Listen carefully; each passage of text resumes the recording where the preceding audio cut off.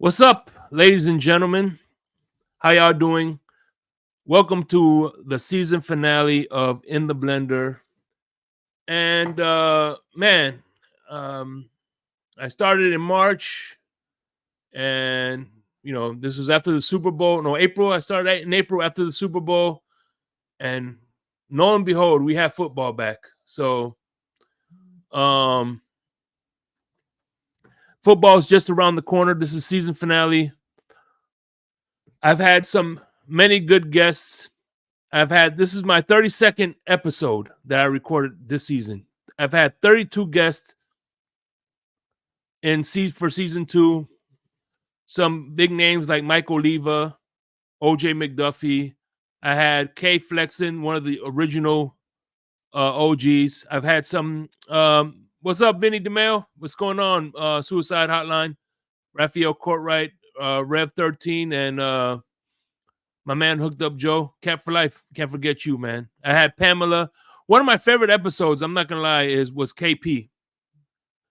KP was a great episode because we dove into the history of Miami and the Bahamian culture. Doc Reginald Brown was another good one. We talked about the HBCUs. OJ McDuffie, former Dolphin player. Mike Oliva, we talked about the podcasting.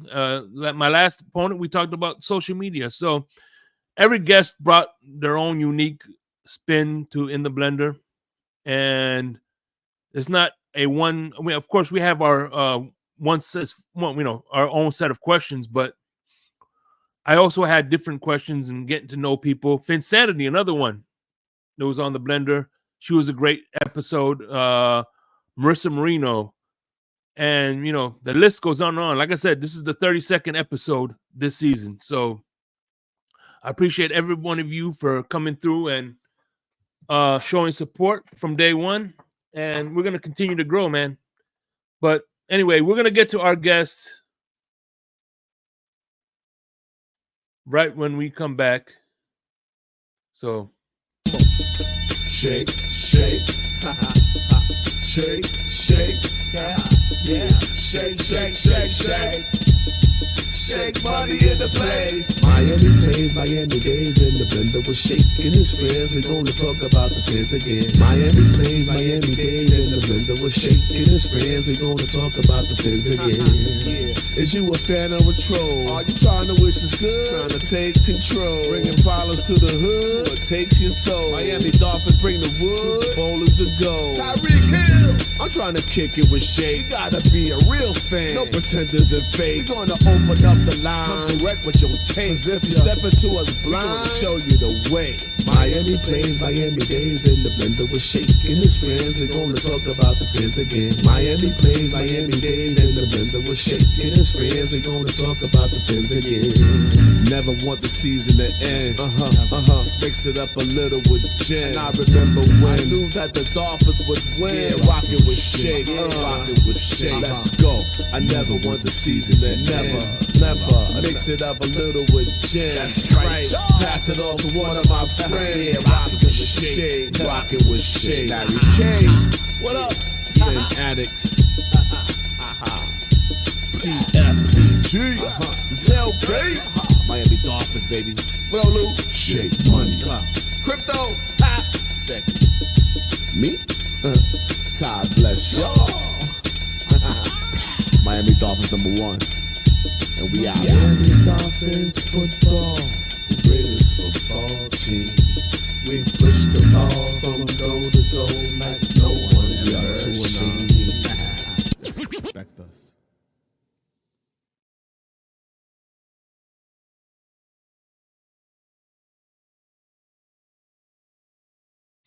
So it's the season finale of In the Blender, but not the season finale of Shake Money. I can tell you that.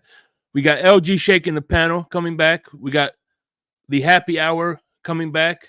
I'm doing Smoke Lounge on the Fins Tailgate and Insomnia with Crypto.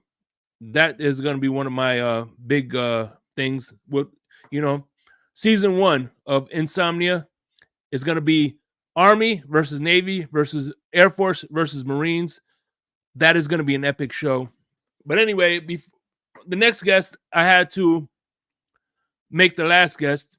I kind of did them in chronological order. Yeah, I'm messing up that word. But last year,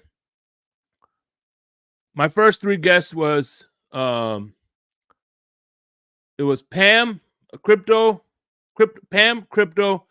and Cap for Life. My brother, Cap for Life. Cap for Life couldn't make it. So this year I had it going in reverse. So I had crypto, Pam, and even though technically this next guest wasn't my first guest, but technically he was because he did the pilot episode. So not to mention, what's up, Scott Jackson? Not to mention, listen, this man, to me, I credit the catalyst of making me want to come back and make me want to do this. And he's the reason the blender came to fruition. I'm always going to be grateful for him. This next guest, with no further ado, my main man, Larry K. What's up? What's up, Finn Fury Fam Nation? Shake Money. Adam, shout out to you with the several months as a member. Suicide, Cap, everybody's in here, bro. Happy to be with you, my brother, in the middle of this sweltering summer. Yes.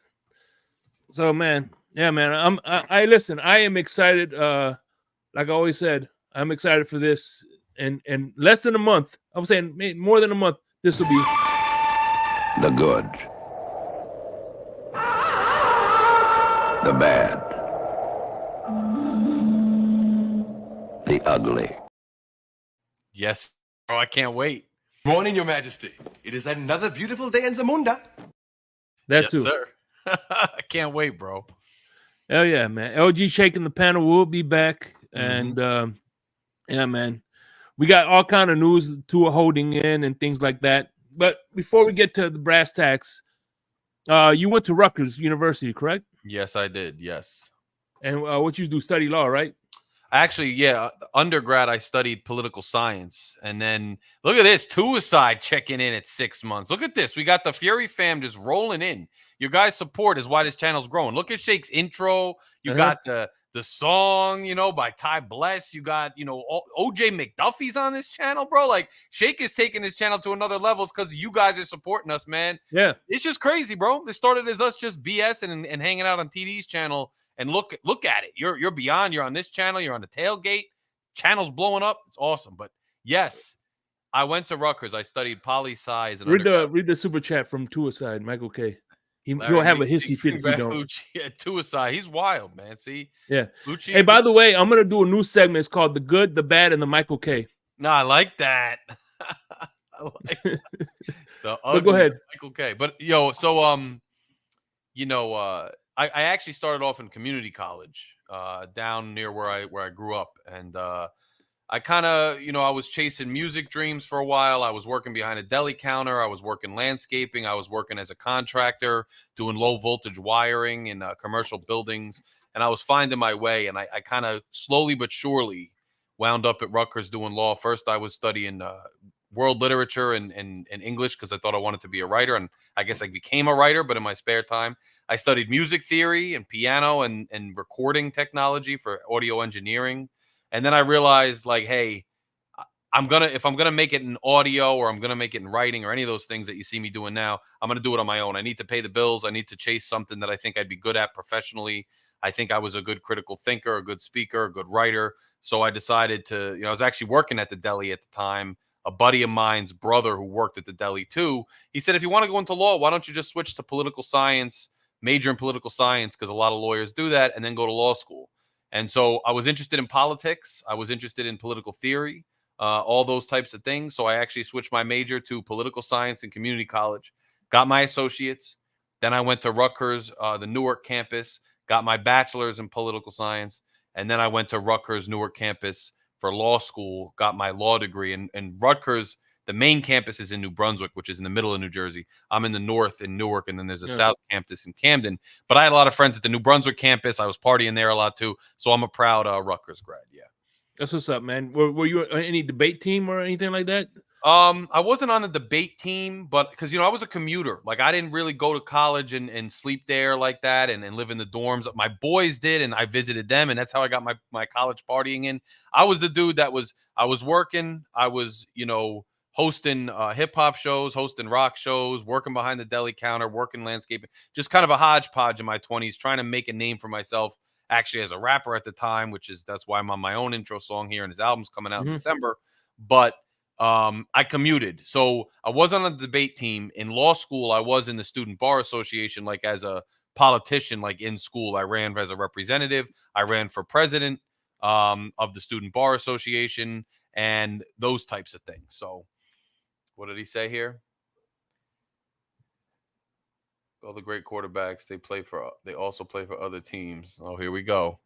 Corny, bro. We'll get into that. We'll go into the quarterback thing. But yeah, so I was a Rutgers cat, and I was in some of those organizations. And when you're in law school, you're debating anyway.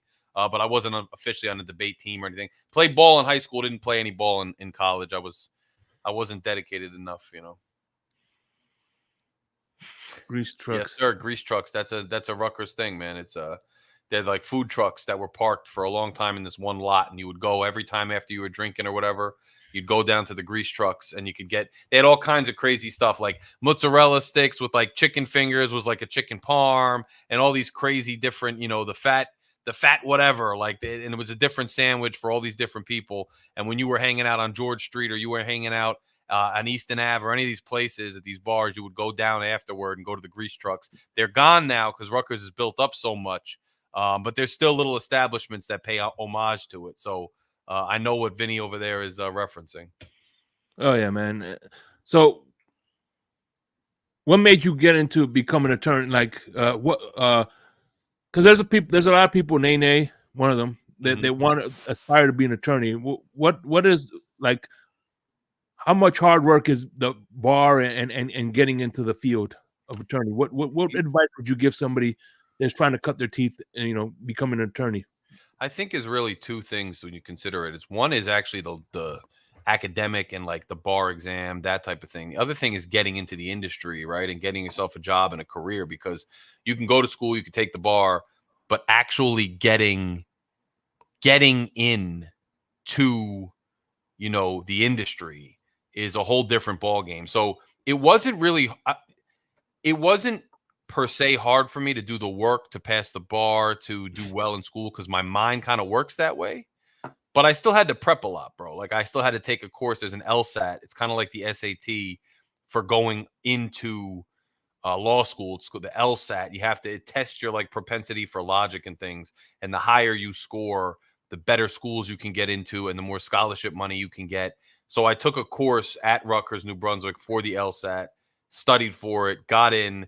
And then law school, bro, is kind of like high school, believe it or not, because the first year you're there all day, 5 days a week, like morning to evening, and you have lockers and everything, and you're in class all day. You have lunch. So they kind of remake your mind, bro. Like they give you so many cases to read from like the 1800s, the 1600s, the 1900s. You're reading all these old cases, and your mind they're bombarding you so much. And the way they teach in law school is Socratic method. You go to class and you had assigned reading, and it's always too much reading. But they will randomly pick any student in that class. Doesn't matter if you raise your hand. They'll randomly pick you, and they'll be like, what'd that case say? What did it mean? Why'd they do it? What do you think? And they'll like go on you the whole class. And if you didn't read, you're going to be embarrassed. So it makes you read it, and it makes you're having dreams and nightmares about like 17th century, not 17th, 19th century legal arguments for the first 6 months of law school. And there's a whole like social structure to it. And it's kind of crazy. But my biggest thing was, wanted to be a lawyer because I wanted to make a difference. I wanted to apply my mind and apply my acumen with writing and thinking and speaking to make a difference. Because growing up too, if you didn't have access to power from jump, you kind of looked around at the world and you're like, I want access to power. I want, not for the wrong reasons, but because I wanted to see it at the table. Like I want the knowledge. And I want the wherewithal to be able to get a seat at the table, to have a say in how this society works, and to help people that I'm friends with, that I'm in my family and whatnot, to be able to navigate those systems. So that's why I did it. And I'll tell you, the only way to break into that industry, in any industry, and I tell kids this all the time when I talk to them, no matter what it is interning, bro. I had no resume because I wasn't a lawyer. I didn't have family that was a lawyer. I had no background in it. The only way I could do it was as soon as I got into law school that first summer, I started interning, and I interned right up until the bar exam, until I fought my way. The last internship I had, the guy liked me so much that he went to this judge. In law in New Jersey, kind of like doctors do residencies. You have to do something called, you don't have to, but you have a better chance of getting a job if you do something called a clerkship. You go work for a judge for 1 year to kind of get your feet wet and understand the system. Is that where you met Hank the Tank? Yeah. What happened? Yeah. Yeah. So I didn't really have a hookup for it. Some people, they know a judge through family, know a judge for whatever reason. So the guy I worked for, the last internship, I worked for free the whole time. He took me to lunch every time, though, this guy. And he liked my writing so much that he went every single Friday that I worked. He went to the judge's office and gave him my resume, and he gave him my writing sample every day, every week, until he finally gave me an interview and hired me. And I'm still close with that judge. And now when I have interviews and things, that judge still calls me, puts in a good word. But I had to develop my resume from zero to nothing, and you do that working for free through school. So now when I come out for a job, there's somebody just came out of school, didn't work, and there's me who's worked all these places. I got a resume. And finally, the last thing I'll say about it, unless you ask me more questions, is Look, of course. I wanted to be a prosecutor because I thought that when you're a defense attorney, that's awesome too, but your primary focus is to represent your client. Now, whether your client's guilty, not guilty, whatever, you have to zealously advocate for your client. You can't lie, but you have to zealously advocate. As a prosecutor, I'm able to look at the victims, the community, the defendant, and find what's most right in any given situation and apply it. And since I had a lot of student loan debt, I got scholarship money because my LSAT was good, but it still didn't cover the full cost of law school. And I didn't have any money for my undergrad. I took out student loans. So if you do 10 years in public service, they'll forgive your student loans at the end of the day. So I thought it was important to get experience, to serve the community, to go into prosecution. So I zeroed in on that early. And I think it's interesting, bro. Investigations, getting into the street and what goes on. I was already a rapper. I was already involved in nightclubs and things like that. So that world always kind of interested me, even though it's a tough world. So doing all those things got me specifically into prosecution. And then, at the end of the day, we'll see where my career goes. I don't think I'll spend my whole legal career in one part of the law, but that's where I've been, for the last 9 years. And it's been quite the journey, my brother. See, and that's probably listen. The reason I bring this up is because this is partially one of the reasons why you don't see him here too much, because the type of job you have really requires a lot of your attention. Yes. So yeah. Yeah. So another thing. Let me ask you this then. You being a young lawyer, right? You had a open and shut case, right? You're a young pup, rookie, if you will. Did you have that moment where you went up against a seasoned lawyer and even though he chewed you up and spit you out, or it really wasn't like that?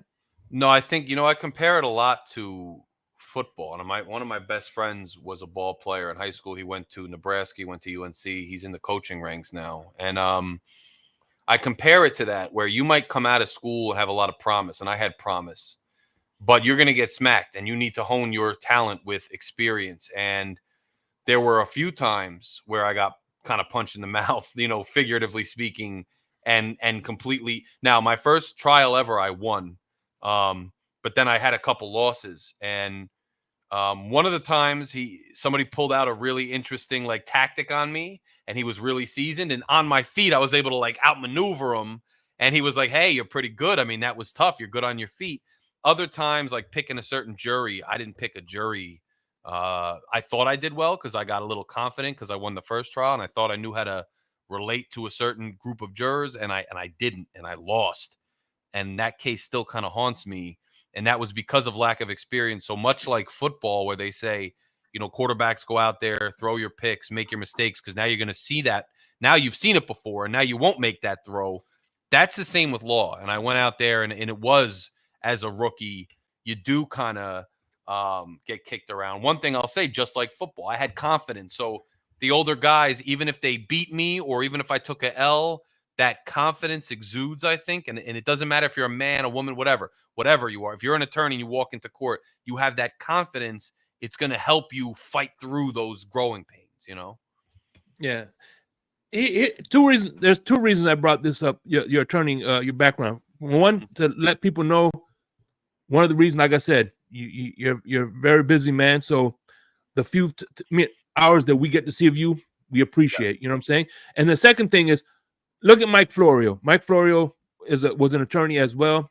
Yes. And I think one of the things that you have that most people don't have is like being that you cross-examine and examine people, plaintiffs or defendants, right?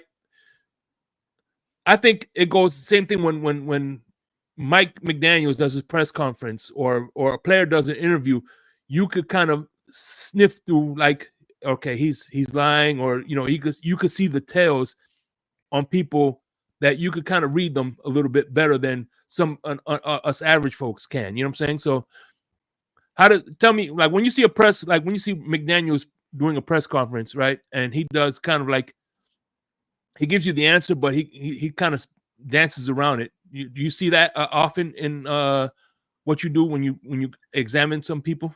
Yes. I mean, I think when you examine people and there's different kinds, like there's courtroom law, there's investigative law. Like I do both. I investigate things. I have investigated crimes. And I also investigate in preparation of trial. And then I go into court and have to read people who are either testifying or giving statements. And I think you definitely develop that sixth sense of being able to read people and understand why they're saying what they're saying, what they might really be getting at, whether they're totally forthcoming or kind of dancing around a little bit. I think I always kind of had that. I don't know if law creates that in people or if people that know those things go into law and become effective lawyers. But I definitely think that's a skill that I've seen in the job and a skill that I recognize in public, whether it's press conferences for the Dolphins or anywhere else. And that's why you'll see me sometimes on the show during the season or on, my little phone, handheld phone rants that are on here, kind of going at like the press conferences, even the statements that come out, the way the Dolphins have handled some former coaches, some players, why they say things. I'm always opinionated about why they're saying it, because I think some level of people like constantly just take it at face value or perceive it a certain way, and it's not always why they're doing it. A lot of times there's a narrative, there's a message behind it, and I like to look at it and I can't help but kind of talking about it. Hey, by the way, Rev, me and Rev 13, I think we have the same thing. Remember I brought this up to you? You did. Yes. We'd have to, I guess they do it. We got to figure out, make sure it's copyright fine because it's just YouTube nonsense, but it would be fun. Yeah, no doubt, man. It would be. So so out of all the Dolphins press conferences, like Chris Greer, Mike McDaniel, who do you think has the best, like, if you can compare Brian Flores' press conferences to Mike McDaniel's press conferences, what would be the differences between how they gave answers? Bro, I got to be honest too. I don't like either one of their press conferences. I think Flores, you had a little bit more of that muted Bill Belichick, I'm not going to show my hand kind of thing. I think they're both got the same objective, right? And both of their objectives are, I'm not going to tell you too much in this press conference. I think the difference was in style to how they got there, right? Flores was that Bill Belichick, I'm going to give you like very, Flores is always sitting there, like gruff and sitting there like, I don't know. I think so. Yeah, that's cool. Yeah. That's one of the things we do. Like so muted. Whereas McDaniel is the opposite, because Flores didn't want to tell you anything. So he would just act like he was disinterested in the whole process. Yeah, I don't know. I guess. Yeah. But McDaniel, he doesn't want to tell you anything either, but he wants to act like he's telling you a whole lot, and he wants to act like he loves being there. So McDaniel will distract you. He'll say something silly about like a reporter's shoelaces or a movie he saw, and sometimes it hits and sometimes it doesn't. And sometimes he rambles. He'll be like, what do you think of the quarterback? And he's like, yeah, we go. And one of the things too has got to do is throw the ball. And one of the, but then you see him talk in Hard Knocks, and he doesn't talk like that. He's way more direct. He's way more, yeah, man, this is what we do. And it's what, so they're both using a tactic. McDaniel plays it off like, I'm a weird, quirky guy who loves you guys so much. I want to tell you so many things that I can barely get the words out.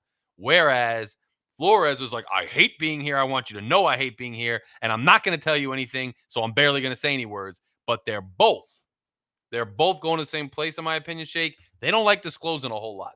One acts like he is, but McDaniel doesn't say a whole lot during the press conferences because I've tried to watch and figure it out. He says a whole lot of words to say very few things. Yeah, I mean, I could barely watch him. Yeah, bro, it's almost unbearable. Like if a guy like McDaniel was on our podcast, bro, we'd mute him after a while. He'd kill our views. Come on. That's true. Talks too much, like in circles. Yeah, so I tell you what, man, that is the advantage of coming to watching LG Shake in the panel, because Larry, when it comes to that thing with Tyreek Hill, you gave us good insight. You know, when it comes to contracts and things like that, you have the ability to read contracts, and just like Florio, you give us, I think, something that is very, very unique in this community. You have a gift that you know, I think that's your edge within the Dolphins community. No, I agree with you. And I think also, in addition to that, when speaking about what I bring to the Dolphins community, it's like when you're in law, you have to, especially in my job, you have to get to the truth. And you're not, yeah, you might have a perspective going in and you have a side, but you have to get to the truth. And I think my job in particular, some lawyers, they have to just go for whatever their client does. I have to get to what really happened. So I bring also to this community just this objectivity. And greetings, West Palm Beach. We got new subscribers. Welcome everybody to this channel, to this show. We're excited for a season. But Shake, you know, that objectivity, like I'm interested in what the facts are and what they really mean. And I'm going to tell you what the facts are. I don't really care if I'm happy about the facts, if I'm mad at the facts, if you're mad at the facts. I'm going to stick to the facts. And I'm not one of these content creators that has this agenda I can't get off of. I'm going to go with the ebbs and flows as the facts come in and call it like it is. And I think that's a good addition to the community too, you know? And one of the examples I could give you is the year Tua had his concussion. You said they're gonna wrap him up for the season. They're gonna be like, well, look how good he did. He got injured, and they're gonna run it back. Everybody he's not. Lo and behold, they did this. Everything that you said was gonna happen happened. Yes. Yeah, and this year I think it's, and I'm not gonna go too deep because I'm sure you have questions about the, you know, what the on the field, but the defense is like the big thing. Look over there. Look at the defense. Don't look at the offense. But I think it's going to be interesting. One thing I'll say, and you know, again, I'm going to let you, you know, you have a for sure. Way we're going to go. Keep it going. But you know? bro, like I'm surprised actually. I'd say I was wrong so far about how they were going to handle Tua. I'm actually pretty impressed. I know people aren't happy because they're anxiety because it's a quarterback, but I thought the Dolphins were going to blow sunshine up everybody's butt, sign Tua to this top of the end market thing and tell us that he's going to unlock his potential next year. And there's no doubts. And I underestimate Greer, but I don't know where it's all coming from. I'll be honest. I know there's some narratives because this whole defensive overhaul, this letting defensive players walk, and now Shaq Barrett's gone. And you're like, how are we even going to fill that? Probably not. But the excitement's there because it's a younger coach. I don't know who's pulling the strings, but I do know that this year in particular threw me even for a little bit of a loop. And like I said, I'm truthful. I don't have any problem admitting that. I ain't going to sit here and say, oh, I knew they weren't going to pay, to try to make myself look smart, bro. The smartness for me comes from admitting when I know something and when I don't. And they surprised me this offseason. But I knew about the narratives and messaging, Shake. I knew they're going to concentrate on Tua just needs to be healthy. And that's all they said all year. Now Tua struggled again at the end of the year. And it's, well, the defense had too many injuries. But that's not really what happened on the field. But the narrative, bro, whether it's politics, whether it's law, whether it's media, whether it's marketing, narratives take hold and people just start to accept that as true. And that's where we're at. I find it interesting, Shake. He put on all that weight from 2 years ago to the last year because they said he was injury prone. Now he's taking that weight off because they're saying he's got to be more mobile and be able to run better. It's interesting, bro. But one thing you can get from me is I'll predict a lot of it because I understand messaging. I see through the BS. But if I didn't get it or there's something I'm like, oh, I didn't catch that, I'm going to tell you. I'm going to keep it real. All right, let me ask you this.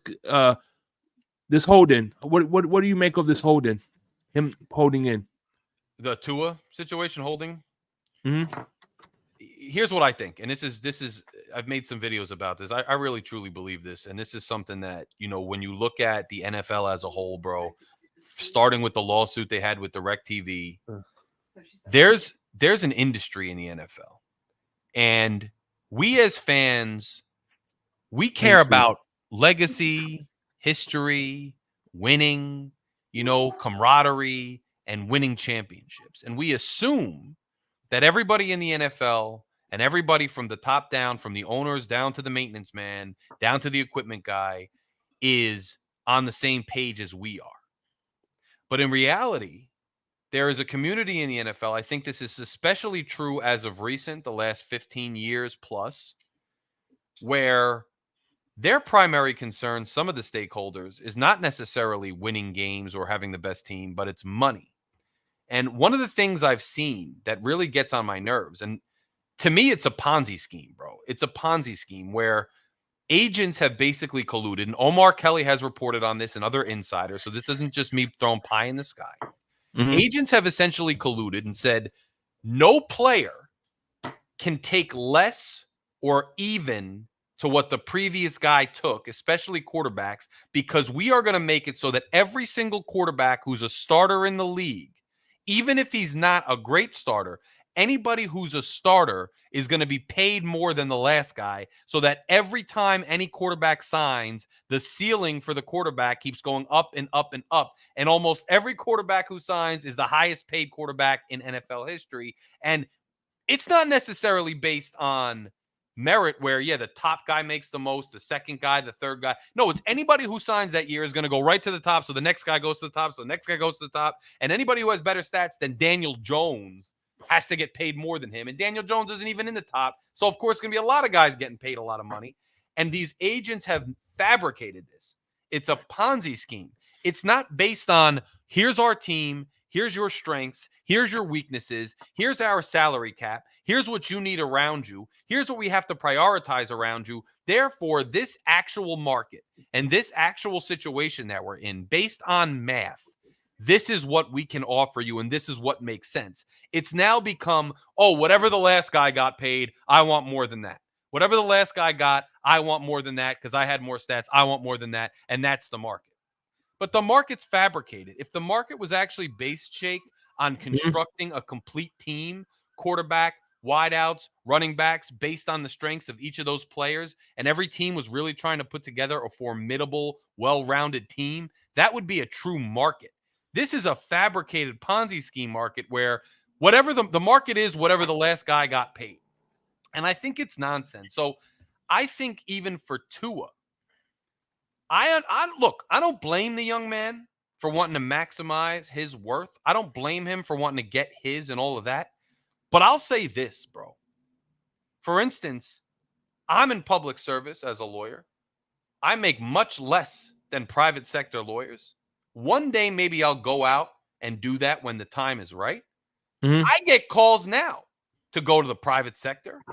I'm doing it for what's right and what I believe in. Now, I'm not saying these guys got to take pennies.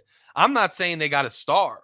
But these dudes are making tens of millions of dollars a year. And us dudes out here are lucky if we make close to six figures, maybe. So I'm not saying that they got to bow down and be clowns and play themselves. But I'm saying when somebody's putting 50 million, 48 million, 47 million a year, whatever it is in front of you, and they're saying, and you could win a championship and cement your legacy because we could pay all these other guys.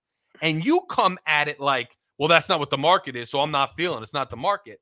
I don't see you as so righteous and so great. I see this also as a product of the generation because you saw yesterday, speaking of people saying things, I forget who it was. Who was it? It was somebody came out and said, maybe it was Ramsey, Jalen Ramsey. They said he walked by the media and said, pay Tua or something. And people have a tendency to put it in their terms, right? Because those of us out here in the trenches, whether you're working sanitation, whether you're working as a police officer, a firefighter, a distributor, in the stock room, in wherever you are working, you and your dudes, you sit there, and if somebody says they want you to pay, their boy, or you advocate for your friend, they interpret it as, oh, he loves that dude Tua. He thinks he's a great quarterback. He thinks he's going to win us a Super Bowl. But what they're missing is actually what's going on, and I'm not knocking it. It's another form of camaraderie, but he's just trying to get his boy paid. And at the end of the day, a lot of these players, especially in this generation, they want to get themselves paid. They want to get their friends paid. They want to make out well in this game of the NFL. And I can't knock them because the NFL puts your body at risk. The NFL takes a toll on your body. The NFL takes a toll on your psyche. So I'm not mad if they want to maximize their earning potential and maximize their money, but fans should not get it twisted. They're not trying to maximize each other's money because they really want to win really bad. They'll take a check from another team tomorrow, a lot of these cats. They'll go to where the cost of living is lower. They'll go to where the environment's better. And there's nothing wrong with that. That's what we all do in the workforce. But don't get it twisted. They want to maximize their earning, and it's not always about winning. And at the end of the day, somebody turning down like upper 40 millions just to get 50-something million because somebody else just got paid that, and that person shouldn't have got paid that, is all a fabrication, Shake. And I'm not mad at the Dolphins for saying, you know what, this is Stephen Ross. And I listen, I loathe Stephen Ross in a lot of ways, but I think this is one place where Stephen Ross with his boy Greer are saying, I don't care. There he is. There's Dumbo himself. I don't care. I don't care if this is the way you guys have been playing the game here with these agents and all that. There's nothing in any writing anywhere that says I have to follow the trend just because it's a trend. I don't have to follow that rule. I ain't about to follow that rule. Tua, you're going to get what you deserve, which is what we can pay you. And we're going to work an inch closer together. But don't try to play me like a fool, acting like I'm just going to give you more money than the last guy because you say that's the market. When you haven't won a playoff game yet, and you haven't shown that you can beat elite competition consistently yet, and you haven't played well in December yet, you can hold your horses, young man. Yeah. Man, I agree 100%. And even people say there's some people like my friend, my good brother Lewis and Ian. They all agree that he earns a contract, but they also agree that he shouldn't reset the market. Right. And that's the problem, Shake. Everybody, Daniel Jones is out here resetting the market. That's the nonsense I'm talking about. Now, Tua is much better than Daniel Jones, but is he Patrick Mahomes? Is this dude the guy who has won several playoff games or won several division titles or even one playoff game or even one division title? No. Now, I'm not trashing to it. And as a Dolphins fan, this man is one of the top 10 at least quarterbacks in the league. He's probably one of the top 6, 7 quarterbacks in the league. Could be 5 if he can get himself to win some of these games. I want them to sign him, but I want them to sign him to a contract that makes sense for the Miami Dolphins so we can win a championship, Shake. So I want it to work out, but I want it to work out on the fair terms, not just work out just so he could get the bag, as some of these dudes say, and us fans are left losing in December again, bro. That's how I feel. How much do we pay for season tickets? How much do we pay for one game tickets? How much do we pay for merchandise? How much do we pay for all that? At the end of the day, I mean, do what's best for the team, man. And Tua's going to eat regardless, though. Mm-hmm. So that's how I feel, bro. Yeah. I know I went off, but it's been on my mind because even when I'm not consistently talking about the Dolphins and I'm doing other things, I'm reading all this stuff. I mean, I'm in all these groups. I follow all these channels. It's processing. So it just pours out when you ask me the question when I get on the mic. But, I mean, I hope they work it out, Shake, because I can't put it all on the player because he's got to have some bargaining. But, bro, at some point, play ball, man. You're still under contract. I understand you're holding out a little bit. Hopefully it works out. But you want to win or not? Now, if they were offering you an insult, like 30 grand, 40 million, offering you an insult, that's one thing. But if you're fighting over a couple $1 million just to make a point as Tua, that couple $1 million could pay for a player to enhance the team, man. And I understand he played in participant. He was a limited participant yesterday, wasn't a participant today. I'm not knocking the man's business. I'm not knocking. It's his business. It's his life. But as a Dolphins fan, It's my business, my life to say my opinion. I hope he signs. I hope he kills it this year. I hope he becomes the best quarterback in Dolphins history and the best quarterback in NFL history. But as of right now, he's going to get handsomely compensated, and that's good enough based on what we've seen. Oh yeah, and I want to revision. I want to do some revisionist history, if you will. Yeah. Yep. Like I said, we were once on LG shaking the panel. Sir. We met on TD. We met on TD, and then we came up with the show. Me and Greg, LG shaking the panel. This is going to be our third year. It's crazy. It seems this is year 3. It seems like yesterday, doesn't it? Yeah, and you know what, bro? Just to make a quick aside, like we started out because I had this channel and it was small, and TD, I guess, watched me, and so he hit me up like, bro, we should collab. And then it was on me to chase TD a little bit because he was busy, and I followed him and went after him long enough to get a spot on his show, one collab. And then TD came up with the idea that he was going to have people on his channel do their own shows. That was TD. TD's an innovator. Yeah. So then he brought me on to do Phin-Addict Fury with Larry K on TD's channel. And you and Greg every single time would call in, and you'd be the first callers and you'd be the consistent callers.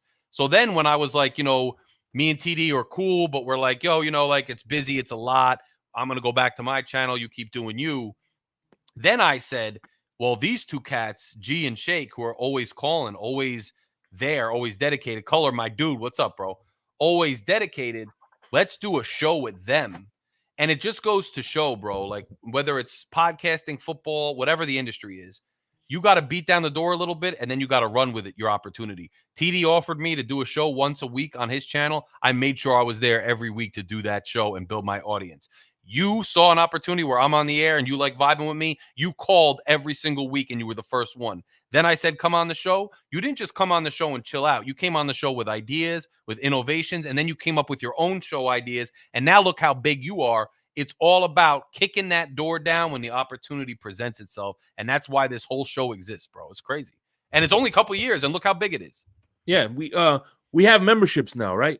So yes, one of the perks of having memberships is exclusive videos, and I'm gonna show you a snippet of this one.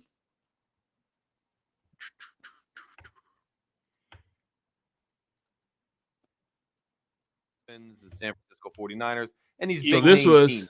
Eagles in South Jersey. There's a lot of Eagles fans. The pilot episode. And then you have a lot of Steelers fans too. I figured, hey, let's do a practice episode. Around here. It used to be a really cool bar, so I could listen to Miami Mike's and see how I was going to do. Because I had Pamela. Pamela was my first guest. Come hell or high water. Hey, I survived out here. When I thought of the show, she was the first person I thought of. But this was so as tough as it is. The toughest thing, yeah, as you can see, the background. It doesn't damn look, radio is you know what I mean? Yeah, no, it's all different, bro. Your background's not the way it was. Mine, I don't have the light. I love listening after we beat them. So and I thought, so, yeah, you guys want to see that, become a member. Sample. Sign up, become a member of Fury Fam. There's behind the scenes. There's that pilot episode. I do some member exclusive content. We're going to do more in the coming season. And I give you tours around my neighborhood, things like that. So become a Fury Fam member. It's cheap. Monthly member, just become. It helps support the channel. Oh yeah, but yeah, bro. That was the pilot. Like, and I remember you were like, "Yo, does the mic work? How do I look? How does the format go?" We worked out some kinks, and then Pam came on for the first official show, and it's crazy how far we've come from that, and that's only last year. Hey, what's up, Louis? Medina, how you doing? So, what's funny is about that is a fast forward to what's that week against the Patriots, man, and finally, yes, you got to meet with Chef Jew. Yeah, bro, it was dope. That was a dope day all around, man. That was a dope day all around. I had a great time down there. Absolutely great time down there. Here it is. This is one. There you go. Yes, there's Pam, me, you. That goes Adam Sadowski. Yep. Ali. Yep. Miss Pam. Bro, that was a lot of fun. And the Dolphins games, man, like they're I've been to a lot of games in a lot of places in this country, college and pros, and Miami Dolphins home games have a certain vibe that you don't get anywhere else. And I mean that. It's not just because I'm a Dolphins fan. The family atmosphere down at Dolphins games is really dope, and the way the stadium is designed and the parking, it gives you a real like. And I want to say college feel, but I'm not saying that as a diss. I'm saying it as like a compliment. Like it's like a just more of a family like environment and community feel in Dolphins games. It's a dope place to see a football game. It really is. And that's not the first time I've been there, but that's the first time I was kicking it with all you guys because of this show. And it was a lot of fun. A lot of fun. Brought my girl down, everything, and it was awesome, bro. And one of the reoccurring themes that I did this with Phin-Sanity 5. I did this with can't remember. There's some other guest. I had this conversation with the other guest, the MetLife Takeover. Yes. I know you've been to a few of them. Almost all of them. Yeah, Johnny O.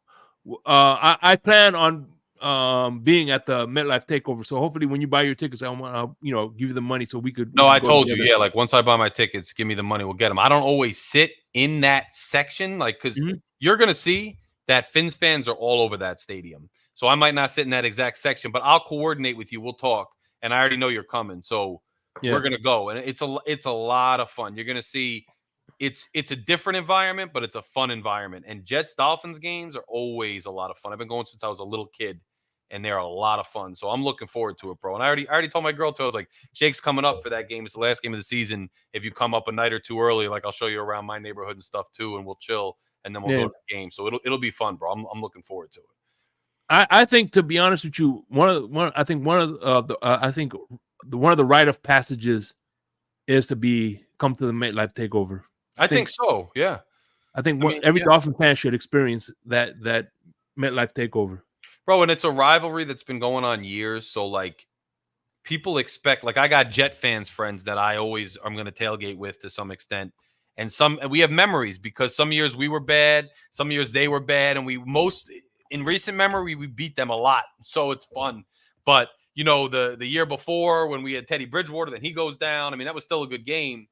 But you start to develop memories at that game because it's such a big thing. Dolphins fans come from all over the country, but a lot of the Dolphins fans are from New York, New Jersey, that have been going there since, before it was officially the MetLife Takeover. That's something I don't know if people know. Before it was officially the MetLife Takeover, back in the 90s, the late 90s, the early 2000s, I mean, we were there, and we were there heavily, even going back that far. So it's a thing that's been going on forever because of this rivalry and because there's so many Jet fans down in Miami and so many Dolphins fans up in New York, New Jersey, that it's really an awesome experience. And I agree. It's one of the main events of being a Dolphins fan is going to that MetLife Takeover. I agree with you. Yeah, and give me your worst MetLife Takeover and your best MetLife Takeover. And by the way, I'm looking out at the Meadowlands now. I can kind of see where the stadium is from my window. So I mean, that's how close. That's what's up. That's a great question. That's an absolutely great question. The worst one is probably easier because I haven't had as many of the worst ones. And I got to be honest with you, I don't remember. It wasn't the Monday Night Miracle because I was home watching that. Was that in Miami or New York? That was Miami. Miami, New York. Yeah. So maybe it was that year. There was a stretch in the late 90s, early 2000s where we kept losing to the Jets. And during that stretch, I was at a game. My father, at some point, he was working for Verizon Wireless as like in the stores, like a store guy. And they would give employees tickets back then to the box once a year. So he would get tickets to the Jets Dolphins game like 3-4 years in a row, and we would go in the box. And that was in the old Giant Stadium. And I don't remember the game exactly, but I know that we lost in a close one once again. And all I can remember, I can't remember the players. All I can remember is sitting behind that glass and just feeling so crappy and down as a kid. Now, the Skylar Thompson one 2 years ago, was tough too, because I was in Cincinnati when Yeah. Tua got hurt. Then I That's come when the home. spotters. Yes. Then I come home and Teddy, yes, the spotters, and Teddy is starting. And before I even get in the stadium, he's out.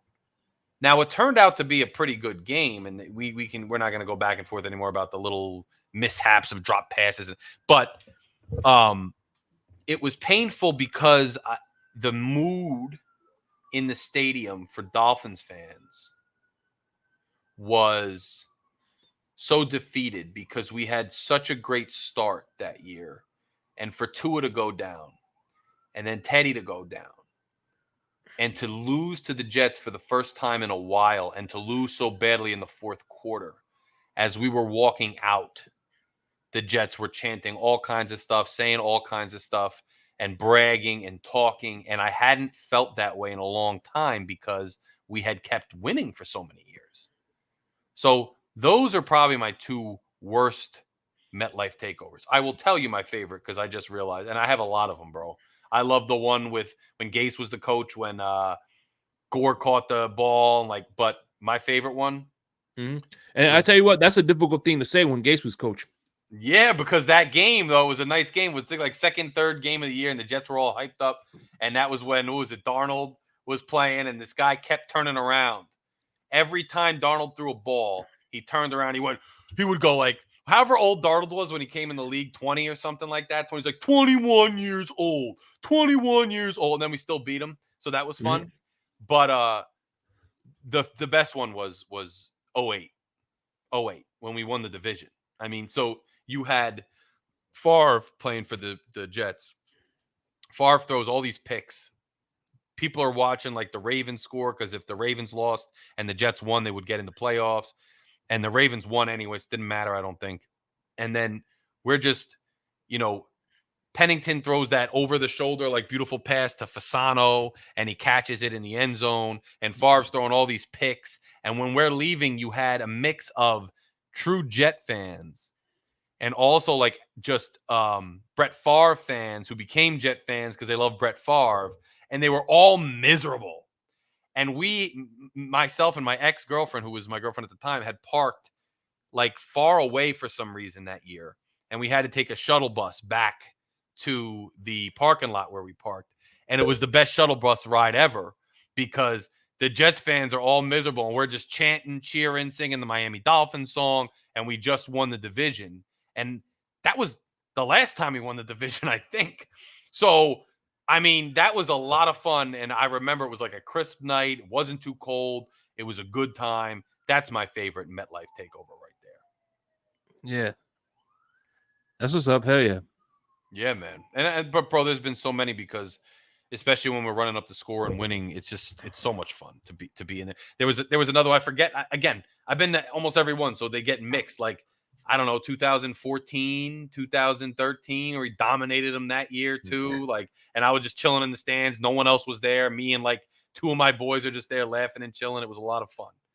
Cliff D over here, I don't know where he's getting that from. I don't know what's going on. Maybe I don't know. What's up, Cliff D? I think he's a Dolphins fan, but I don't know. He's got the horse on there. He's talking about urine. I don't know what's going on with Cliff today. I don't know. I'm bad. Please tell me. Hey, listen, man. Okay, listen. It was one bad error of judgment. Oh my goodness! Look at that. Look at that little cheer pep squad right there. Oh man. Stephen D, Batman, Miss Finn. Batman, Miss Finns.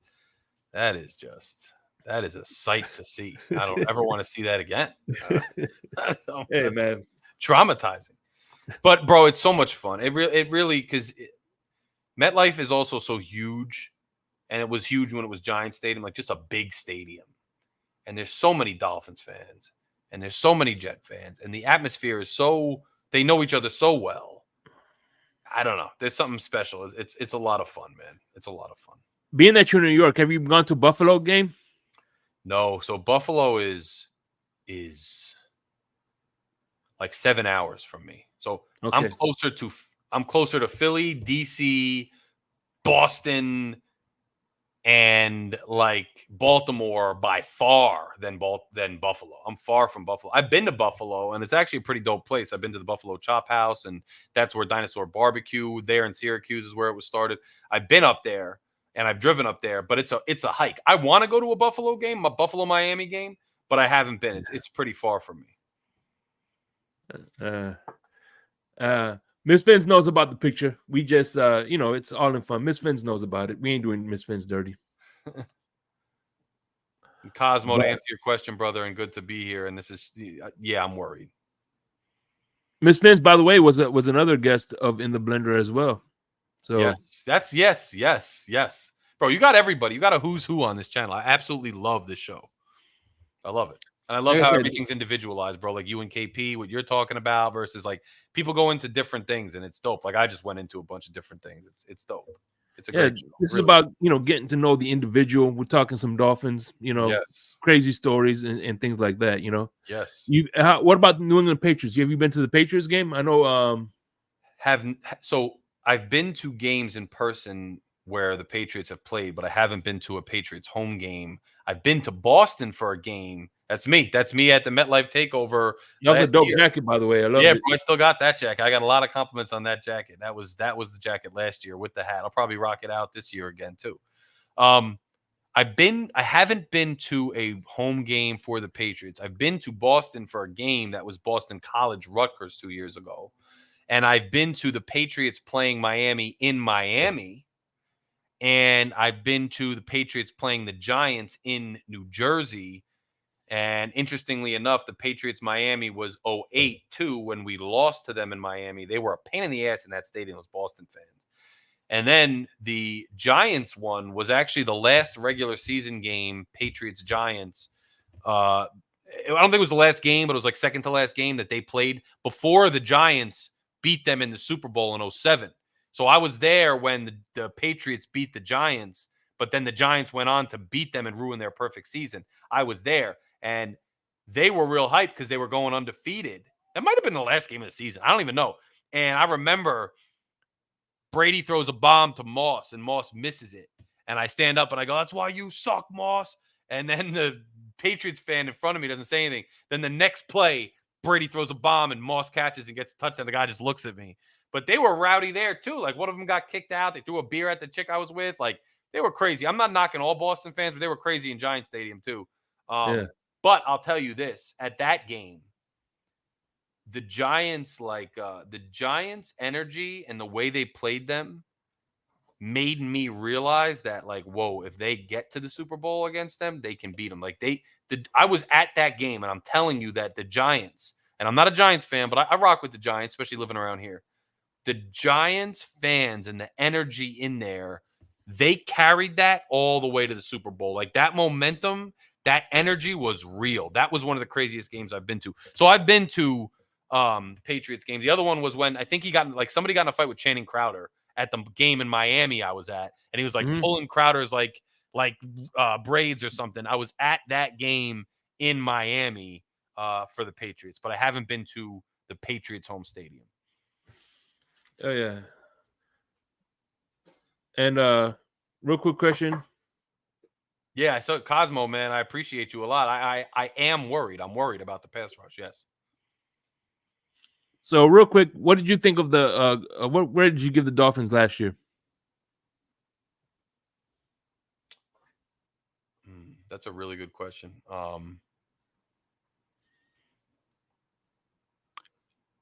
I have to give them a B minus, and the reason I'm going, I would say a C, but a B minus because a lot of football is the regular season, right? And until we, regular season is every Sunday, everybody watches ball. It's 18 weeks, it's 17 games. And in the regular season, the Miami Dolphins are one of the better teams in the league, and it was a lot of fun, and they were really good. But when it came to crunch time, when it mattered in terms of what does the regular season mean, to build up all of that hype, to build up all of that, all those wins, to put yourself in that position, and then to wind up going on the road, not win your division, and lose in a really uninspired performance, brings you down a few notches. I would have given it a C, but I just can't ignore, when you're looking at the whole season, the Dolphins being one of the better teams in the league, and some of the memories we had and how dominant they were. But they get that B minus, and I think the valley between C and B minus is much smaller than the valley I'm putting between B minus and A minus. I mean, it's close to C and far from A for me. Mm-hmm. Well, who's the offensive MVP and who's the defensive MVP in your opinion? You know, I'm gonna go Mostert for offensive MVP, and defensive MVP, I'm gonna go.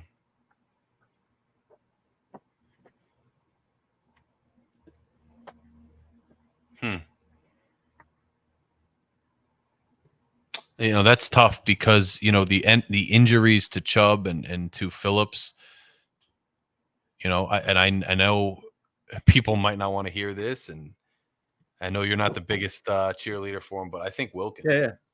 I think Wilkins. And Mostert. Wilkins and Mostert are my MVPs, I think. I mean, hey, listen, just like I wasn't a big Wilkins. I mean, I wasn't a Wilkins hater. Yeah. I just didn't want him to reset the market. Got you. No, I understand that, and I know that. I know you're not like a Wilkins hater. You just like to mess with people because they love them so much. Yeah, for sure. Yeah, but those are my MVPs, and I think Mostert. Look, Tyreek is a beast, and Tyreek did good things, but you can't not Mostert's touchdown record.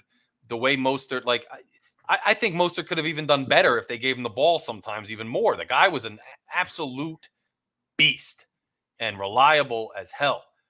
So I think if we rode Mostert even a little bit more, we might have even maybe better positioned ourselves. So definitely Mostert on the offensive side of the ball too.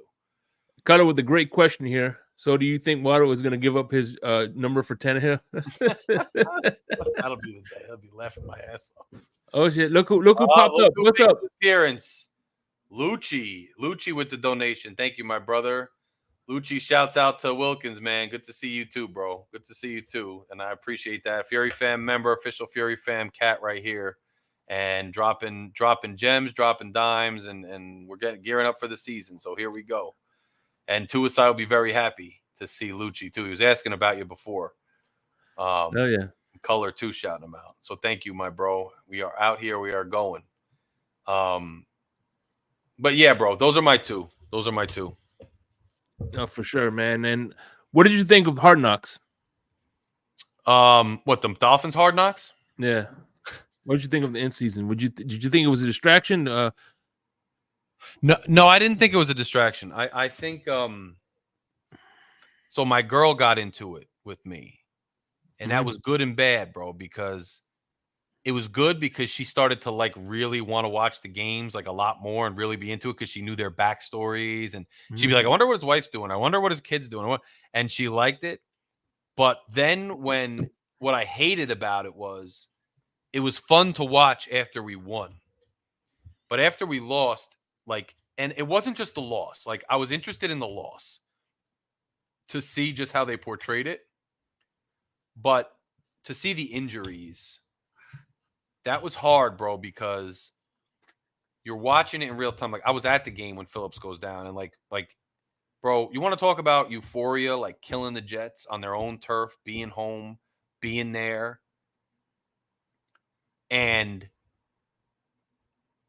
so Lucci will be back there for LG, Shake, and the panel, and Lucci. So anyway, being in there and then seeing Phillips go down that way, you know, and then having to relive it where, you know, for the dramatic purposes, they build up Phillips. So now they're showing you even more clips of him than they would have just because he's about to go down. And then it happens with Chubb, and then it happens with that was painful. And honestly, I never even watched. Oh, they did the same thing with Jerome Baker. Yeah, bro. I never even watched the last episode. They did with Baker. Yeah. I never even watched the last episode because the collapse was too much. I didn't want to see their nonsense. I didn't want to see the behind the scenes McDaniel. I don't want to see the sob story. I don't want to see it at all. And my girl like waited to the last minute, finally watched it herself. And I caught like a glimpse, but I didn't want. So I don't mind it. Like, I don't think it's a bad thing. I just think it's a lot more fun when you're winning. It adds something else to your weekly watch list, you know. But then if you're not winning, you know, it kind of hurts you. So yeah, I'm neutral. I thought it was fun for the fans, but not when we lost. Was it a distraction? I don't think it was a distraction per se. Okay. So here we go. We got some on the spot questions, like I always do. Mm-hmm. If the Dolphins move to another city, I would say officially move to another city, like Austin, you know, another city, became the Austin Dolphins or San Diego Dolphins. Would you still be, and you know, kept the same record and everything? Who would you still be a Dolphin fan? I think I'd have to see it and see how I felt, because the team, if they kept the tradition, name, logos, and history and all of that, it's hard for me to abandon them because they're still my team, right? Yeah. But they are, because if you got the same history, we're not talking about, you know, the Browns becoming the Ravens or the whatever it was, or the Colts, you know, Baltimore Colts becoming, you know, yes, same thing. Yeah, and then the Oilers becoming Or the Titans. Yeah. We're not talking about that, so it would be harder for me to abandon it. At the same time, while I'm not from Miami, I have family roots in South Florida, and part of the Dolphins' allure for me is tied to South Florida. And the feelings I have when I'm down there, and the way the breeze hits you from the inlet, and I don't know that I would stick with them or not. I think I'd have to see if the fandom just stayed with me, it wouldn't. If it didn't, it wouldn't. And if they were already all the way out west, like in San Diego, I think it'd be harder for me, bro, because I'm not going to get out west much. The games are going to be later, and it's not tied to Miami anymore. So it's not in that area where I developed my fandom as a young kid, where I go visit so often, where I have family, where I eat Publix key lime pie and whatnot, and go to Flakowitz for bagels and all. It's not the same. So I don't know. I think if they moved out of Miami, bro, I might actually wind up coming home and switching to the Giants, and you know, because they're up the road. Yeah, never the Jets, obviously. Makes sense. Yeah. But so I can't tell you, but I might switch to the Giants. It depends. It depends where they went too. They stayed on the East Coast. It might be a little different, but. So now here's my next question. Before we do, like always. What's up, y'all? This is Chef Jew. Looking for a great chef for your next catering party, private party, office party, etc. with welcome watering meals and desserts? Let Chef Jew Catering and Sweet Treats take care of it for you at an affordable price. Call me at 786-804-8096. Also, reach me at chefjewcatering@gmail.com. Direct message on Facebook and Instagram at Chef Juice Catering. Chef Juice Catering and Sweet Treats. Food with a passion. We do it all.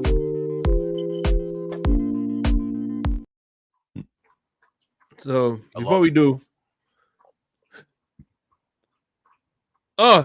congratulations, Anthony. Good. I'm glad to hear my that. brother. Congrats. Thank you. Congrats. Congratulations. Yeah, man. See, congrats. It's Uncle Tony now, right? Uncle Anthony. Uncle Tone. That's what's up, man. Congratulations, my brother.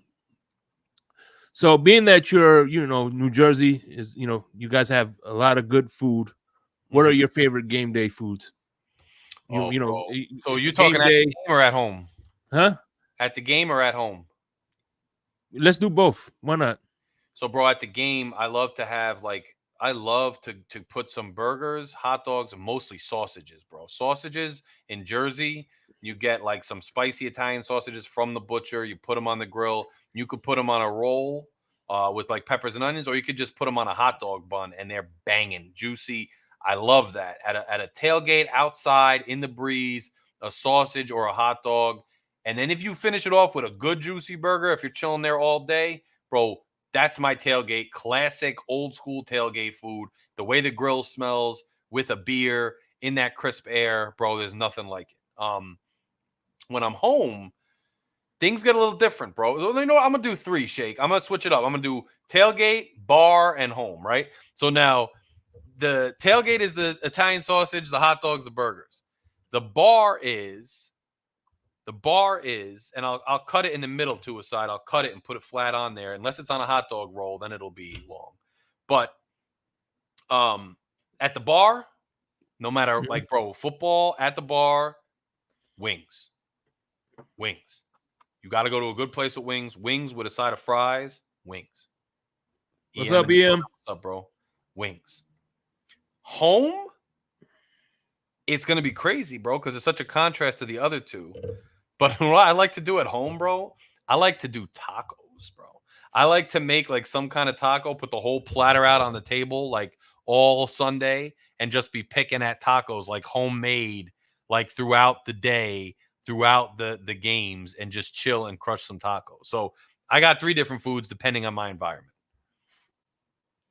That's what's up, man. Yeah. Yeah, man. So, all right. Now, what's funny is,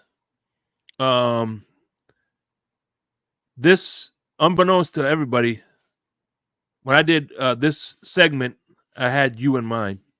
Mm-hmm.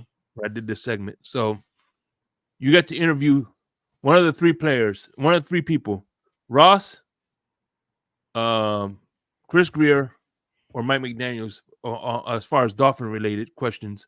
And no, Michael K, if you interview Ross, we're not talking about Epstein Island. Anyway, So the question is, who are the 3 people you're asking? Who would you interview? Ross, Greer or Chris McDaniel? Greer, or Mike McDaniel? That's a really good question. That's an excellent question. I would interview Greer. Okay. And the reason is, you know, as curious as I am about Ross, like his trajectory of the franchise, what he sees for it, the logos, the marketing plan, the money expenditures, the stadium, why he got into it. As much as I'm interested in that, I think Greer is a good balance of, like, football knowledge and understanding the front office and ownership. Like, he's going to give me insight into what's going on as far as personnel and the locker room, but also what's going on in the owner's head with money and with business side of it. And since he's been around for so darn long, I'll also get a lot of information going all the way back to, like, the year 2000, just about Miami, players, personnel, you know, everything. Mm-hmm. And I think he'll give me the most wealth of knowledge about the Dolphins. So I would go with Greer. All right, so here we go. 3 under oath questions you get to ask him, and he has to answer those 3 questions truthfully. What are those 3 questions? Who was his quarterback pick the year in 2020? Mm-hmm. I mean,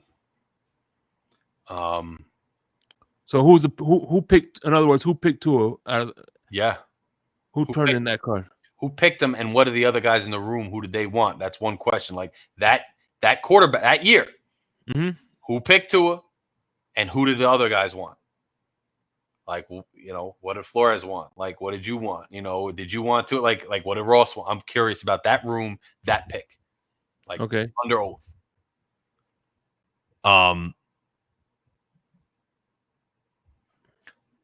Why did this team go with Dante Culpepper over Drew Brees? Who did it? Why was I know there's been a lot of reporting, but I want the inside scoop. I don't want speculation about Saban and the physical, and I want to know what happened. Why was he there? And he was there. He wasn't the GM, but he was there. He's with the team. And then the last one. Mm-hmm. Who truly takes the lead and has done these head coaching hires, and what's the interview like? Because I suspect Ross has hired Philbin, McDaniel, and Gase, because they all fit a certain type to me. And I think it's Ross, but I want to know who really it is and how they keep coming to those conclusions. And why is Flores the outlier? So I want to know the process they use to hire head coaches and who's really pulling the strings, him or Ross. OnlyFans, what's going on, OnlyFans? What's up? That's what's up. All right, Yeah, now those are here's some other. All right, who was your favorite Rutgers Dolphins, if there was Rutgers Dolphins?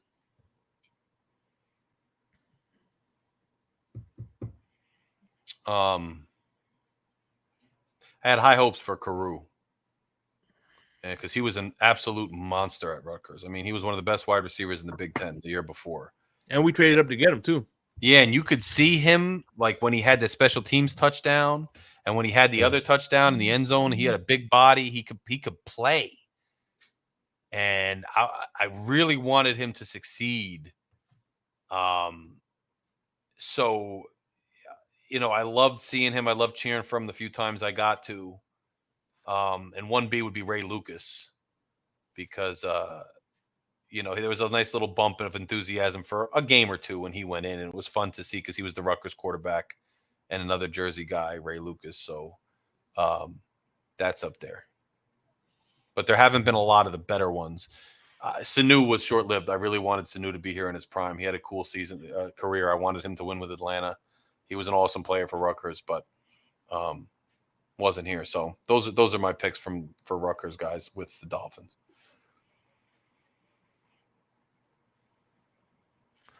And so, who, if you had to pick your all-time favorite Rutgers player to play on Miami, who would have been? Oh, that's hard. Because you got the McCourties that could be on defense, but then you got Ray Rice, bro. And then you got Kenny Britt. Ray Rice. I know about the drama and all. I'm not co-signing any kind of thing like that. But while he was playing, Ray Rice. Hey there, Clary D. How you doing? Yo, Carrie D. What's up? Fury fam in the building. Another member. Join. Become a member, guys. Carrie D is. Adam is. Lucci is. Shake is. Mm-hmm. Yeah, dude. And it would be tough between him and Kenny Britt, but then McCourty too. I mean, he was a monster, and dude, a lot of them. But even what's his name, the lineman. I think Ray Rice, bro. He just brought such another element to the football field. He brought an element to Rutgers, and he brought an element to Baltimore while he was there. And I think Rice in on the Dolphins for a few years, I mean, he would have came right up behind Ronnie Brown and Ricky Williams and just kept that torch going. And that would have added a whole nother element to that team, quarterback or not. All right. Now we're going to do the duos game. All right. We have Ricky and Ronnie, the Marks brothers, Sam Madison, Patrick Surtain, Dwight Stevenson and Richmond Webb, Larry, Zach Thomas and JT. Jason Taylor. Out of those five, who are you picking for this year? If you could put on any of those 5 teams, you could put them on this year's squad. Who are you putting on your JT and Zach Thomas? Thomas? Hands down, because I'm looking at this year's team. Like, it would have been more complicated if it was like ever or whatever, but this year's team, JT and Zach Thomas, hands down. You got 2 Hall of Fame cats, bro. Forget it. I like our corners. I would love Surtain and Madison, but shoot, nah. We got wideouts. Our line, that was tempting, but nah, bro. We need the defense. We need the pass rush and the linebacker. Like, that's probably like 2 of our biggest things I think we need is an edge rusher and a linebacker. So I'm going Zach Thomas, JT on this year's team, hands down. That's what's up, man. So before, we're going to get to the before we get to the Mount Rushmore, right? Mm-hmm. Being that you're a big Rutgers fan, you do a channel for Rutgers. I need your Rutgers Mount Rushmore. Oh boy, bro, you going in now? I wasn't even thinking about that. Paul Robeson. Paul Robeson, if people don't know who he is this insanely famous actor who was a Broadway actor. He was also an activist in the 20s and 30s and 40s. And he was also a Rutgers football player, and he helped to break the color barrier. He was one of the first African-American players to play on Rutgers, and we're talking in the 20s or teens of the 1900s. And he was also an All-American. He was an epic football player, and he dominated in the football field and then dominated later on. And there were instances where other teams refused to take the field because he was a black player, and the Rutgers players, wouldn't play unless he was allowed to play in things. So a lot of inspiration. So Paul Robeson. I'm going to go Devin McCourty. I'm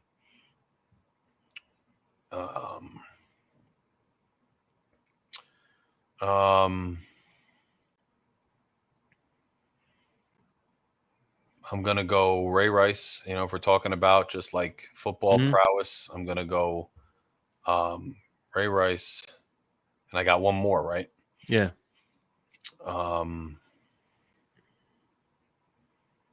That's tough.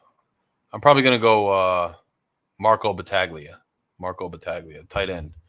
And then he played later on for the Bengals, the Redskins, the Steelers, the Panthers. Battaglia was a monster at tight end, so I'm going to go Bart Battaglia. There's a lot of guys, but those are the. You know what? I don't know though, because Sanu, man. That's tough. I think I would have to swap one of them for Sanu. So, yeah. I would have to swap. Right, Ray Rice. Yeah, probably just because of the situation. I put Mohamed Sanu just because he's got a little more stand-up legacy there. But those would be my guys. All right, now the Dolphins, Miami Dolphins, Mount Rushmore. Is it limited to players? No, players, coaches, owners. Don Shula. Mm-hmm. Larry Zonka. Mm-hmm. Definitely, because that. Hey, listen. If you guys want to find out how he became a Dolphin fan, there's two ways. You have two options: go to season 1, or become a member and watch the pilot. So he became a Dolphin fan by doing autobiography of Larry Zonka. Yeah. Well, actually, that's kind of like the catalyst, right? That's the catalyst. Yeah, that's the main, like, that got me kind of interested, and then going to Florida with family, and then Marino kind of sealed the deal. You guys can see the whole story. It's go back in the episodes. Okay. Shula, Zonka, Marino, Jason Taylor. Hey, but I tell you what. And it's hard, bro. It's not easy. Like I that's the one question I did kind of think about for days before coming on. And there were a lot of possibilities. A lot of guys I love. Greasy pops up. Warfield does. Like Larry Little. Like there's guys like all over the place. Jim Kickey. All these guys. Morris and Ricky. But it's just like, if I really had to narrow it down, like I have to put Shula. And I think anybody. It's hard not to. And then Zonka, I'm picking one player from that era, and Zonka just, to me, shows and illustrates what that team in that era was about. Like so foundational, just bruise you running game. And now you don't have to choose between Kick and Morris.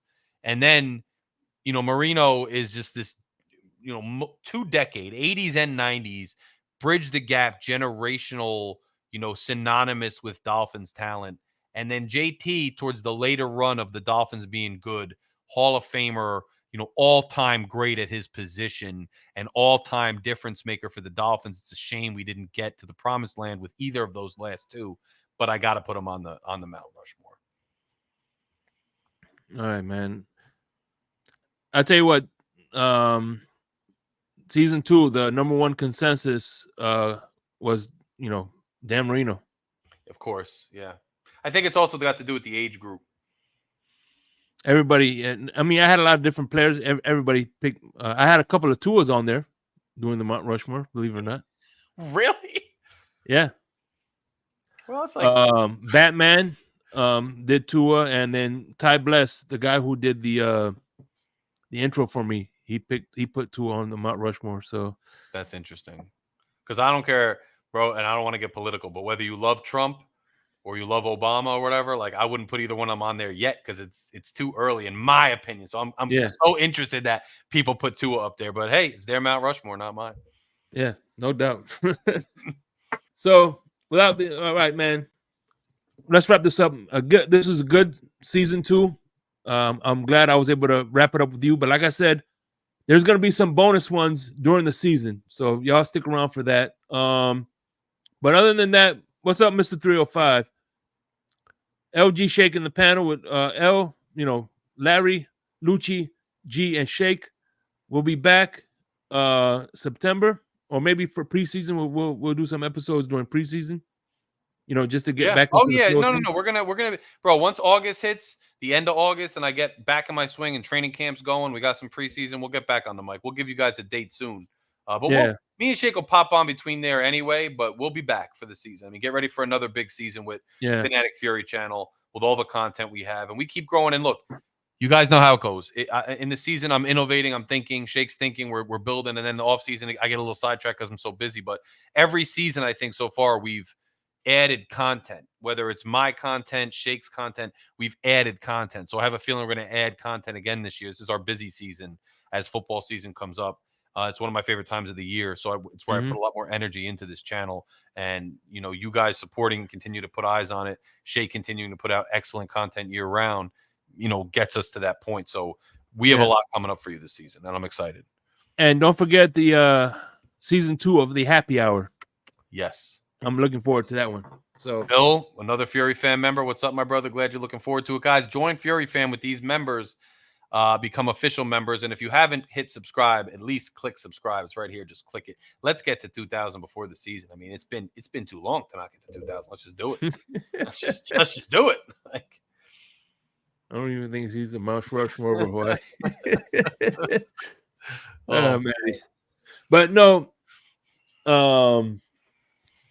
yeah, I this year on the Happy Hour, I'm doing a wine podcast. I love called it. Wine Journal. So the one good thing is I'm gonna be doing, like last year, it was Lucci and I, and we had beer. We were drinking Coronas. This year, I am gonna be trying different cocktails, different wines, different liquors, and I'm gonna give you my review. I like it. And we'll talk about the Dolphins, man. And we're like gonna it. talk about the up and coming opponents. So it's gonna be another good season. Hopefully, the Dolphins do the same thing and give us a good season. Yes, So, we can only hope, bro. So I can't wait for more of Tuaside's comments all season, because they really do. They really are. I love them. They're it's fun. It's fun to come on with Tuaside. It really is. This was a fun dose in the middle of the summer here. This was a fun dose of Tuaside and Dolphins content. That's my dog. Yeah, hell yeah. One thing about him, me and him, we bust each other's chops. Oh, not just on YouTube. We bust each other's chops through text too. So no, hell yeah. Yeah, he's a good dude, bro. He's a member. He's a real one, man. He's fun. So. He's a person. I want to say I'm proud to call him my friend, but I'm not ashamed. I got it. I got you, bro. I got you. Any final thoughts before we wrap this up? And once again, man, thank you for helping me, get this thing running, man. Nah, bro. Like, look, I appreciate you too, bro. Like, I appreciate your grind, your hustle. The fact that OJ McDuffie, who I was a childhood huge fan of, was on this channel being interviewed is just, it's amazing. I mean, it just shows, honestly, I think football podcasting or beyond that, I think it's important to just be like, yo, rock with the people that have talent and potential and want to rock with you and stay real with you. And for those who don't know, I mean, Shake is involved with the tailgate. He's involved here, but like everything he's done, he said, yo, is it cool if I do this? And is it cool if I do that? And, just he doesn't have to ask me, but just the respect of like man to man, yo, I respect that you help put me on. And it's vice versa. Like, Shake, could I come on this date? Or, would you mind doing this or that on his show?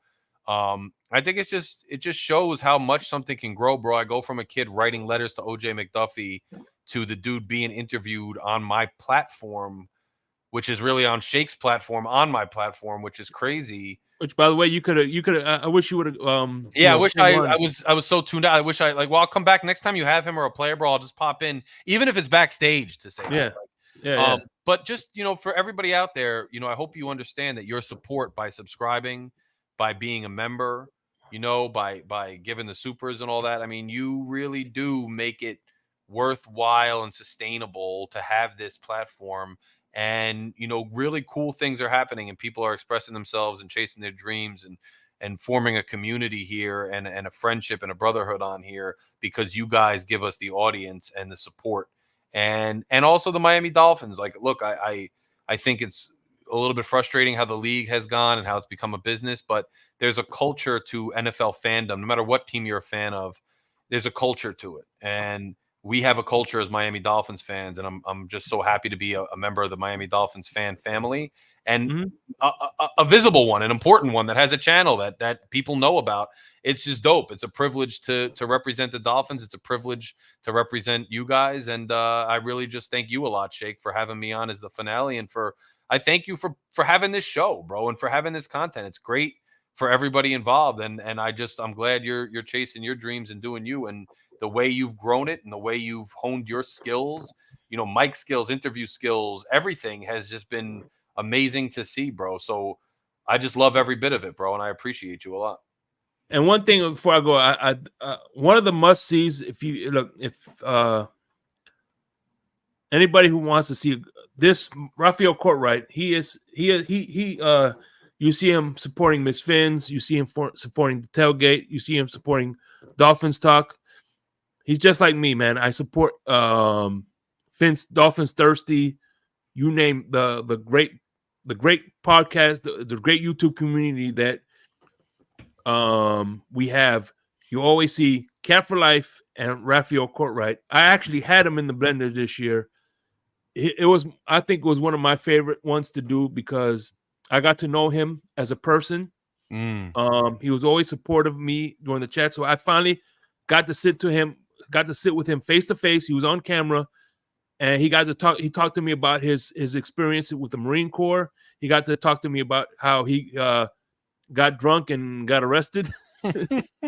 And but no, he talked to me about his dad was a Raiders fan and how we both grew up. Because we grew up. He's Mexican, I'm Cuban. We grew up with Latin dads, and Latin dads. We have you got to have thick. They're the ones that kind of gave us the thick skin that we have right now. You know what I'm saying? Because you know what I mean. They grew up.